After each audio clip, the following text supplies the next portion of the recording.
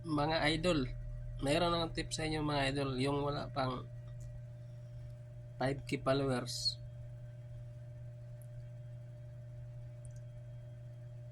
Ang gagawin nyo mga idol, unang-una, maghanap kayo mga idol ng yung mga post na maraming like. Ang gagawin nyo mga idol, pag halimbawa maraming like doon mga idol, pindutin nyo doon sa baba sa like. Nalabas doon yung, mga idol, yung kulay blue na parang tao. Doon ka magpipindot mga idol. Magpindot ka ng mga 30. Tapos tigilan mo na. Tapos pagdating ng lilipas ng 3 oras or 5 oras, pipindot ka na mauli ng 30 uli mga idol. Basta sa isang araw may mga 100 mapindot ka dyan mga idol. Doon pasok yung followers mo mga idol. Magulat ka na lang. Makakuha ka ng isang araw 30. Kaya sa loob ng mga 4 na buwan mga idol, 3 buwan, may mga 5k followers ka na. Yun lang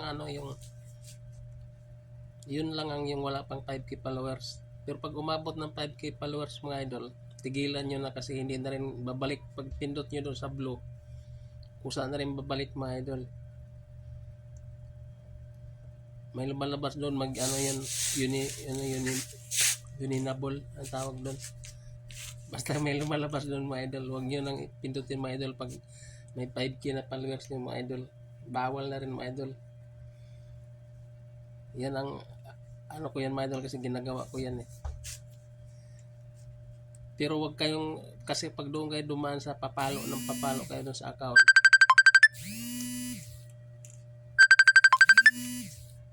apat lang na mga 10 palo nyo lang mga idol, or ma-detect na kayo doon mga idol, ma-restrict kayo doon mga idol.